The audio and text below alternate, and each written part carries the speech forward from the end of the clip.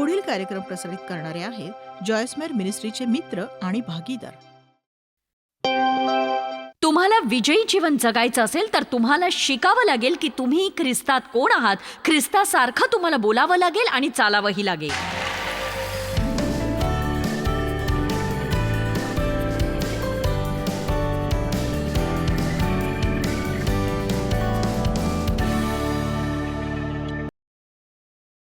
आज मी तुम्हाला सांगणार आहे की तुमच्या विचारांचा तुमच्या वर्तणुकीवर कसा परिणाम होतो ते, आणि जितका अधिक तुम्ही ख्रिस्तासारखा विचार कराल, बोलाल, तितका अधिक तुमचा विश्वास बळकट होत जाईल. जी व्यक्ती सदैव तुमच्यावर रागाने बेभान झालेली असते तिच्यावर तुम्ही आपला विश्वास कसा ठेवाल? आपण ठाम विश्वास ठेवायला हवा की देव आपल्यावर परिपूर्ण आणि विना अट प्रीती करतो. परिपूर्ण आणि विना अट हाच मुद्दा आहे. देव प्रीती असल्यामुळे तो प्रीतीशिवाय काहीच करत नाही. प्रीतीच्या प्रेरणेनेच तो सगळं करतो. तुम्हाला आवडो किंवा न आवडो, देव तुमच्यावर प्रीती करतो. ती कमावता येत नाही, मिळवताही येत नाही. एकच गोष्ट करता येते किंवा करता येत नाही, प्रीतीचा स्वीकार करणं. म्हणजे असं की मी कितीही जीव ओतून संदेश दिला तरी देवाच्या प्रीतीचा स्वीकार तुम्हाला करावाच लागेल. त्याच्या प्रीतीचा स्वीकार मला करावाच लागणार आहे. देव लोकांनी भरलेल्या सदनाशी बोलत नाही. त्याला तुमच्याविषयी सगळं काही ठाऊक आहे. त्याने तुम्हाला मातेच्या उदरात रक्ताच्या हाताने घडवलेलं आहे. तुम्ही अपघात नाही, तुम्ही अपघात नाही.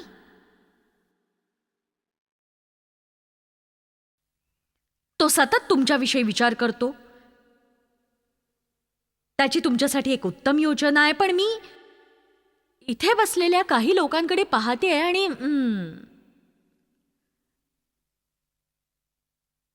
मी सांगू शकते की त्यांच्यामध्ये विश्वासाचा लवलेशही नाहीये. कदाचित तुम्ही पुढच्या सभेला पुन्हा आलात तरी तुम्ही अगदी असेच असाल, अगदी असेच. कारण देवाच्या प्रीतीचा एवढा शक्तिशाली संदेश ऐकून कोणी इतकं उदास कसं असेल? म्हणजे साधं स्मितहास्यही कसं येत नाही तुमच्या चेहऱ्यावर, सांगा मला. मी आज तुमच्याशी एखाद्या पोस्टमन विषयी किंवा दूधवाल्याविषयी किंवा दुकानदाराविषयी बोलत नाहीये. देव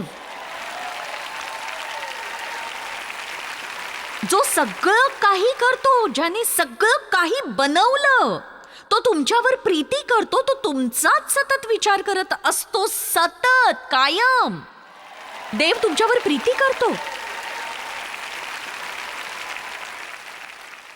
बघा, दूरदर्शनवरच्या दर्शकांना काहीतरी सांगण्याचा विचार देवाने माझ्या मनात घातला. कारण माझी खात्री पटली, या क्षणी जे लोक मला पाहतायत ते आत्महत्या करण्याचा गांभीर्याने विचार करत आहेत. बऱ्याचदा अशा टोकाच्या निर्णयापर्यंत जाण्याचं कारण असतं माझ्यावर कोणीच प्रीती करत नाही अशी भावना, किंवा कोणतीच गोष्ट नीट होणार नाही अशी वाटणारी भीती. आणि अशी मनोभावना निर्माण होण्याचं महत्त्वाचं कारण म्हणजे ज्या गोष्टींना काडीची किंमत नसते किंवा योग्यता नसते त्यामध्ये योग्यता आणि किंमत शोधण्याचा प्रयत्न करत राहणं. त्यामुळे तुम्हाला आपला विचका झालाय असं वाटतं. तुम्ही कॉलेजमध्ये यशस्वी होत नाही, तुमचा विवाह यशस्वी होत नाही, तुम्ही भावासारखं खेळात यशस्वी होत नाही, बहिणीसारखं कलेत निपुण ठरत नाही. त्यामुळे जीवनात आपण शेपूट असल्याची भावना बळावते. तुम्ही आशा सोडून देता. तर आता तुम्ही लक्ष देऊन ऐका. देव तुमच्याशी बोलतोय आणि त्याने तुम्हाला यावेळेला हा कार्यक्रम पाहायला भाग पाडलेलं आहे. जरी तुम्हाला हा एक योगायोग वाटत असला तरीही. आणि जरी आता मध्यरात्रीचे 2 किंवा पहाटेचे 3 वाजले असतील तरी माझा मुद्दा हा आहे की देव प्रीती करतो तुमच्यावर. त्याच्या दृष्टीने तुम्ही अद्भुत आहात आणि त्याची योजना उत्तम आहे आणि ती तुम्ही विश्वासाने स्वीकारायची असते आणि मुखाने कबूल करायची असते. त्यामुळे ती पक्की मनात रुजते. कुठेतरी शांत बसा आणि स्वतःलाच सांगा की देव माझ्यावर प्रीती करतो. तो प्रीती करतो माझ्यावर. देवाच्या दृष्टीने मी अद्भुत आहे. यात मोठा आरोग्य आहे. प्रत्येकाला याची गरज आहे. आपण आहोत तसं लोकांनी आपल्याला स्वीकारावं असं प्रत्येकाला वाटतं. आणि म्हणूनच बघा, बायबल म्हणतं देव विश्वास ठेवणाऱ्याला कधीच नाकारत नाही. तो विश्वास ठेवणाऱ्याला कधीच नाकारत नाही. जग आपल्याला नाकारू शकतं, पण देव तसं करत नाही.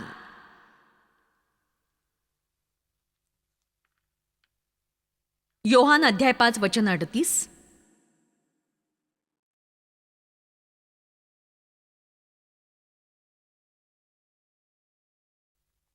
आणि त्याचे वचन तुम्ही दृढ राखले नाही. विस्तारित बायबलचं भाषांतर मला आवडतं. हे पुस्तक देवाच्या विचारांनी भरलेलं आहे. आणि काही लोकांना लिहायला भाग पाडून कधीतरी काहीतरी वाचता यावं म्हणून ते लिहिलं गेलेलं नाहीये. ते तसं अजिबात नाहीये. देव तुमच्या जीवनाविषयी, तुमच्या भूतकाळाविषयी, तुमच्या भविष्याविषयी, तुमच्या कुटुंबाविषयी, तुमच्या आर्थिक बाबींविषयी, तुमच्या वर्तणुकीविषयी काय विचार करतो ते यात सांगितलं गेलंय.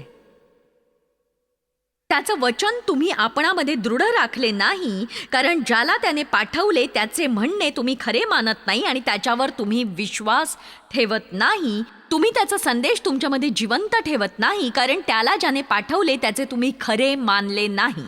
तर ही वचनं वाचून दाखवण्याचं एकच कारण आहे, ते म्हणजे विश्वास ठेवणं आणि विचार करणं याचा जवळचा संबंध लक्षात यावा.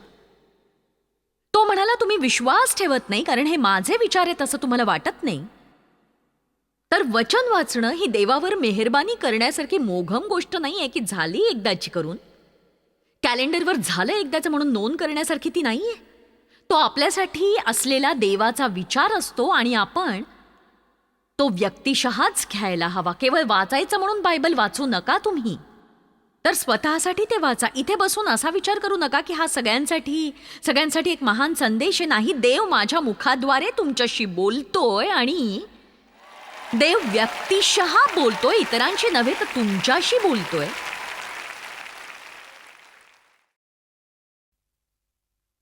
कलसेकरास 3 वचन 1 आणि 2. पुढची गोष्ट कलसेकरास 3. म्हणून तुम्ही ख्रिस्ताबरोबर उठवले गेला आहात, तर ख्रिस्त देवाच्या उजवीकडे जेथे बसलाय तेथल्या वरील गोष्टी मिळवण्याचा प्रयत्न करा. वरील गोष्टींकडे मन लावा, पृथ्वीवरील गोष्टींकडे लावू नका. वरील गोष्टी मिळवण्याचा यत्न करा. वरील गोष्टींकडे मन लावा, पृथ्वीवरील गोष्टींकडे लावू नका. हे अगदी सोपं आहे. तो म्हणतो बघा, जे जीवन मी तुम्हाला देऊ करत आहे, जे जीवन देण्यासाठी येशू मरण पावला, त्या जीवनाचा आनंद कोणाला लुटायचा आहे? मला सुद्धा. मग तो म्हणतो जर ते हवं असेल तर तुम्ही वरील गोष्टींकडे आपलं मन लावा, पृथ्वीवरील गोष्टींकडे लावू नका. तेव्हा तुम्ही इतर लोक तुमच्याविषयी काय विचार करतात यावर चिंतन करून आपला संपूर्ण दिवस वाया घालवू शकता. पण सत्य हे आहे की त्यांच्या कोणत्याच विचारामुळे वस्तुस्थितीत कणभरही फरक पडत नाही. तुम्ही काय विचार करता ते महत्वाचं आहे. तुम्ही काय विचार करता लक्षात असू द्या. आपण इतरांपेक्षा श्रेष्ठ नाही, इतरांपेक्षा कनिष्ठही नाही. आपण जे काही आहोत ते फक्त आणि फक्त ख्रिस्तामुळेच आहोत. जसा देव विचार करतो तसा विचार केल्याशिवाय ज्यासाठी ख्रिस्त मरण पावला ते जीवन मिळू शकत नाही. आपण काय विचार करतो ते नीट कळल्याशिवाय देव कसा विचार करतो ते आपल्याला कधीच कळणार नाही. तुम्हाला विश्वासाची चांगली लढाई लढावीच लागेल. सैतान पृथ्वीवर जिवंत आहे आणि तो काही केल्या आपलं तोंड बंद ठेवणार नाही. मोठी समस्या तेव्हा उद्भवते जेव्हा प्रभू येशूसारखं चोख प्रत्युत्तर देण्याऐवजी आपण तोंड बंद ठेवून त्याला आपलं डोकं बडवू देतो. सैतानाला प्रत्युत्तर द्या. बाई, ही काय शिकवण देतेस तू? जी तुम्हाला हवीये तीच. या युगाबरोबर समरूप होऊ नका. रोमकरास 12:2 म्हणतं. जगासारखे होऊ नका, तर आपल्या मनाच्या नवीकरणाने स्वतःचे रूपांतर होऊ द्या. स्वतःचे रूपांतर होऊ द्या. स्वतःचे रूपांतर. आमीन. बघा, कालच ही गोष्ट मी तुम्हाला सांगितली होती, आता पुन्हा सांगते. जर मनाविषयी तुमची काही समस्या असेल तर माझी जी साहित्य सामग्री आहे ती तुम्ही विकत घ्या आणि आपल्या मनाच्या समस्येसाठी तुम्ही तिचा उपयोग करा योग्य तो. तुमच्यासाठी मनाची युद्धभूमी हे पुस्तक आहे. शक्तिशाली विचार हे आहे. शक्तिशाली विचार मनन हे पुस्तक आहे. मनाची युद्धभूमी दैनंदिन मनन हेही पुस्तक आहे आणि तुमच्या स्नानगृहात ते ठेवा. तुम्ही गुप्त सामर्थ्य पुस्तक मिळवा. तुम्ही स्त्री असाल तर ते पर्समध्ये ठेवा, पुरुष असाल तर बॅगेत ठेवा किंवा कुठेही ते ठेवा. आणि बघा, मला डेवच्या वस्तू सोबत बाळगाव्या लागायच्या ज्यामुळे मी कंटाळून जायचे. पण नाही, तो त्याची बॅग सोबत घेत नसे आणि मग मी माझी पर्सही घेत नसे. अगं, हे जरा तुझ्या पर्समध्ये ठेवशील? नाही, मी पर्स घेणारच नाहीये. मला वाटतं हे विचित्र होतं, कारण देव इतका आत्मविश्वासू आहे, माझ्या जीवनात पाहिलेला पहिला व्यक्ती, पण तो माझी पर्स काही घ्यायचा नाही.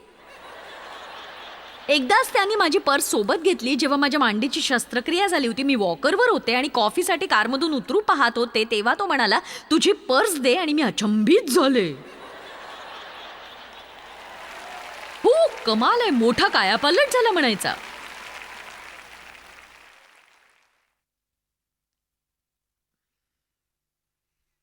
आपण जगासारखं असण्याची गरज नाही.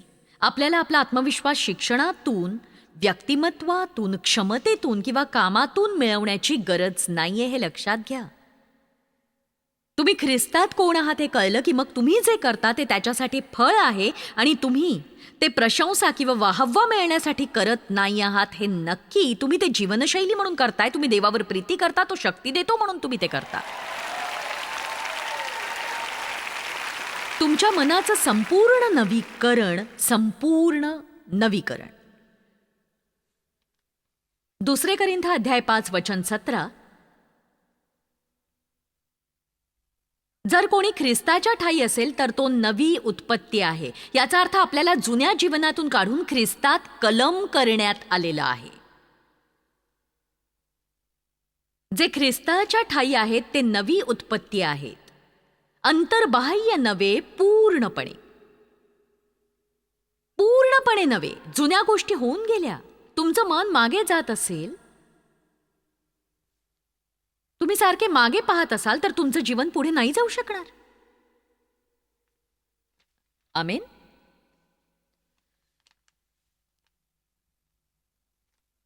आणि जसं मी तुम्हाला आधी सांगितलं त्याप्रमाणे तुम्ही जाऊन मनाशी संबंधित माझी साहित्य सामग्री जी काही उपलब्ध आहे ती विकत घ्या, ऐका आणि वाचा आणि त्यातील वचनांचा अभ्यास करा आणि आपलं वैचारिक जीवन तुम्ही आज सुधारून घ्या. आज तुम्ही माझा संदेश ऐकला म्हणजे सगळं काही नीट होईल असं समजू नका. बघा, बरेच जण बायबलमधली वचनं अधोरेखित करतात, ते चांगलं आहे, पण तेवढ्याने नाही काम भागत. मी गेल्या 40 वर्षांपासून वचनांचा सतत अभ्यास करते आणि तुम्ही प्रभूसाठी जितकं हे करता तितका सैतान तुमच्या पाठीमागे लागतो. मला वाईट बातमी सांगायची नाहीये तुम्हाला, पण जितक्या लवकर तुम्ही हे ओळखाल तितकं अधिक विजयी व्हाल, कारण तुम्ही कुणाचे आहात हे तुम्ही जाणता. त्यामुळे तुमच्यावर कसलाही परिणाम होत नाही. दोषभावनेचं अपार दुःख मी सोसलं आणि ती खरोखर दयनीय अशी स्थिती होती. आणि माझं शोषण झाल्याने अपराधीपणा इतका बळावला की असं वाटायला लागलं की माझ्यातच काहीतरी दोष आहे आणि माझंच चुकतंय. पण आता ती अपराधीपणाची भावना बिलकुल राहिली नाही.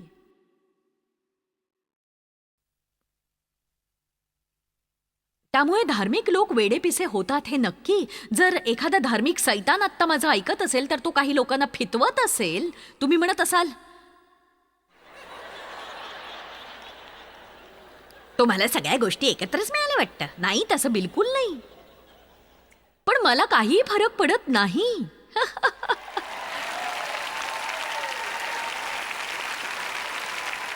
तुम्ही म्हणाले बरोबर नाहीये, खरं असेल ते, पण माझा स्वभाव माझा स्वभाव तसा नसला तरी माझी वृत्ती तशी नाहीये आणि मला देव आवडतो. मी त्याच्यावर विसंबते. मी रोज उठून म्हणते, हे माझ्या प्रभू, आज मला परिपूर्ण जीवन जगायचंय. पण जरी तसं झालं नाही तरी आजच्या चुकांमुळे मी उद्याचा दिवस खराब करत नाही. मी उद्या उठून पुन्हा तोच प्रयत्न करायला लागते.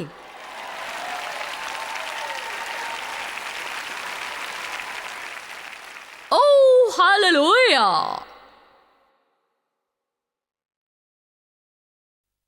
जुने ते होऊन गेले, पहा ते नवे झाले आहे. जुने ते होऊन गेले, पहा ते नवे झाले आहे. पहा, मनातल्या मनात म्हणा, मी ख्रिस्तामध्ये नवी उत्पत्ती आहे. आता मी तुम्हाला सगळ्याच गोष्टी एकाच वेळी सांगू शकत नाही, पण तुम्ही राजवंशीय आहात आणि इथे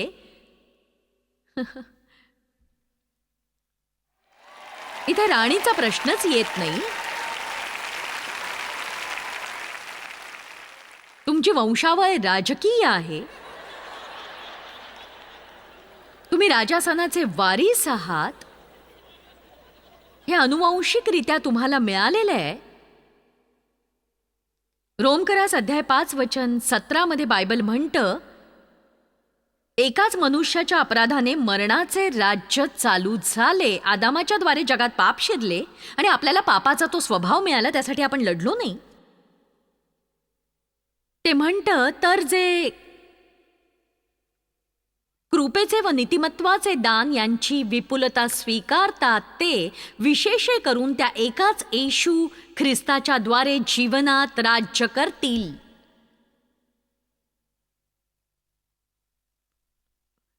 खरोखर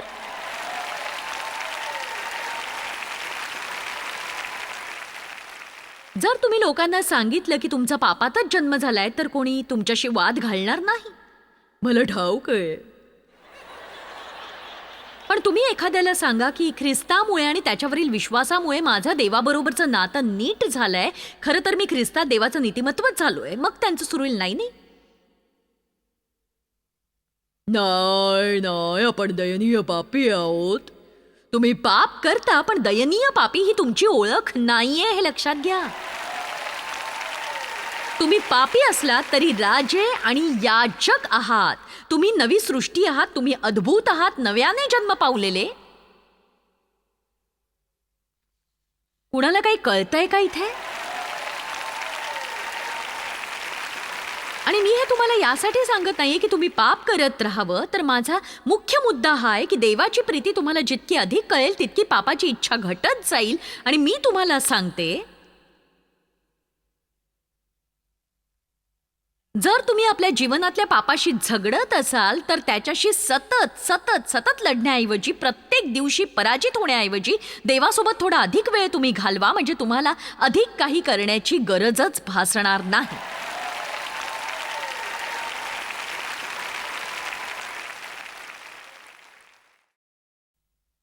प्रगटीकरण अध्याय 5:10 आणि आमच्या देवासाठी त्यांना राज्य आणि याजक असे केले आहे आणि ते पृथ्वीवर राज्य करतील. ते पृथ्वीवर राज्य करतील. मी एक प्रश्न विचारते, तुम्ही सगळ्या गोष्टींवर राज्य करता का? सांगा की त्या तुमच्यावर राज्य करतात. बायबल स्पष्टपणे सांगतं की जेव्हा पवित्र आत्मा तुमच्यावर येईल तेव्हा तुम्हाला सामर्थ्य प्राप्त होईल. लूक अध्याय 10:19 म्हणतं, पहा मी तुम्हाला साप आणि विंचू यांना तुडविण्याचा व शत्रूच्या सर्व शक्तीवरचा अधिकार दिला आहे. तुम्हाला काही एक बाधणार नाही, काही एक बाधणार नाही, काही एक बाधणार नाही. चला जोरदार आरोळी ठोका, मी शक्तिशाली आहे. बघा, आता तुम्ही सकाळी उठून असं म्हणायची गरज नाही, मी म्हातारी झाले, आजचा दिवस तरी काढता येईल की नाही कुणास ठाऊक. मला वाटतं खराबच जाईल. खराब नाही. उठून असं म्हणा की समोर आणा ते.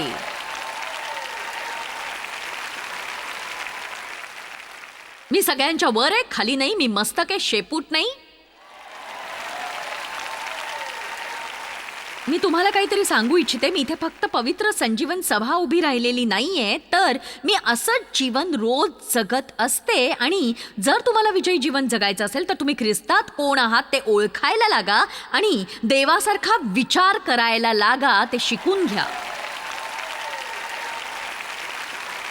तुम्ही स्वतःशी सतत बोलत राहा आणि असं काही बोलत राहा ज्यामुळे तुमची स्वतःची उन्नती होईल.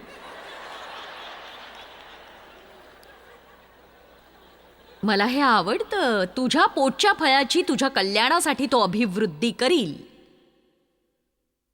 परमेश्वर तुझ्यासाठी आपले उत्तम भांडार म्हणजे आकाश खुले करून तुझ्या भूमीवर योग्य ऋतूत पाऊस पाडील आणि तुझ्या हातच्या सगळ्या कामाला बरकत देईल. तू पुष्कळ राष्ट्रांना उसने देशील, पण तुला कुणाकडूनही उसने घ्यावे लागणार नाही. परमेश्वर तुला शेपूट नव्हे तर मस्तक करील. तू खाली नव्हे तर वर पाहशील.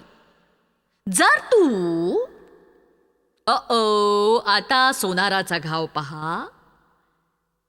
जर तू तुझा देव परमेश्वर याच्या ज्या आज्ञा मी आज तुला देत आहे त्या ऐकून काळजीपूर्वक पाळशील तरच. आता अनुवादात ते नियमशास्त्राखाली होते आणि त्यांना ते पाळण्यासाठी खूप झगडावं लागायचं, पण आपण मात्र कृपेखाली आहोत. आणि कृपेखाली असणं म्हणजे आज्ञा पाळायच्या नाहीत असं नाही. उलट आता आपल्यामध्ये पवित्र आत्मा हा विसार म्हणून देण्यात आलेला आहे.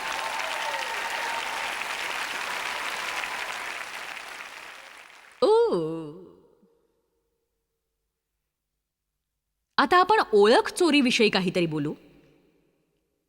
ही एक मोठी गोष्ट आहे. कदाचित त्याला बळी पडल्यामुळे तुम्ही म्हणाला असाल माझी ओळख कोणीतरी चोरली आहे. ओळख चोरी आणि घोटाळा याच्या विरोधात आपण आता विमा उतरवू शकतो, कारण एखाद्याची ओळख चोरणं हा एक मोठा गुन्हा आहे. मला वाटतं ख्रिस्ती जगत स्वतःची ओळख गमावलेल्या लोकांनी भरलंय. त्यांनी आपली ओळख गमावलेली आहे.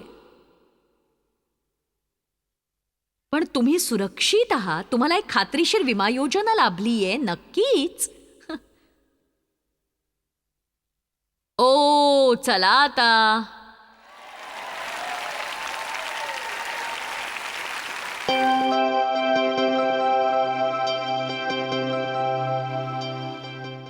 तर रोमकरास अध्याय 12 आपल्याला शिकवतं मनाच्या नवीकरणाविषयी. म्हणजे देवासारखा विचार करायला आणि बोलायला शिकायला हवं. देवासारखे विचार आणि बोलणं. स्तोत्रसंहिता 139 एक प्रेरणादायक असं स्तोत्र आहे. त्यात म्हटलंय देवाचे आपल्याविषयीचे विचार वाळूच्या कणांपेक्षा अधिक आहेत. देव तुमचा सतत विचार करत असतो आणि त्याला वाटतं तुम्ही अद्भुत आहात. असं वाटण्याची काही गरज नाहीये की तुमचा तोडगा कधीच निघणार नाही, कारण तुमच्या तोडग्यासाठी देवाने आपली वेळ ही आधीच ठरवलेली आहे. तुम्ही फक्त ठाम निर्धाराने एवढंच म्हणायला हवं, मी कधीही आशा सोडणार नाही. प्रभूची स्तुती असो. जॉयस मायर मिनिस्ट्रीज करता तुम्ही खूप मौल्यवान आहात. आम्हाला तुमचं कौतुक आहे आणि जगभरामध्ये हे सेवा कार्य शक्य करण्याकरता आम्ही आमच्या मित्रांचे आणि पार्टनर्सचे आभारी आहोत. आम्ही एकत्रितपणे भुकेल्यांना खाऊ घालतो, गरिबांना वस्त्र देतो आणि राष्ट्रांना सुवार्ता सांगतो. तुमच्या प्रार्थनेच्या विनंती करता आमच्याविषयी आणखी माहिती मिळवा. जॉयसच्या कॉन्फरन्सच्या तारखा पहा आणि ख्रिस्ताची प्रीती जगभरामध्ये पसरवण्याकरता आमचे सहभागी व्हा.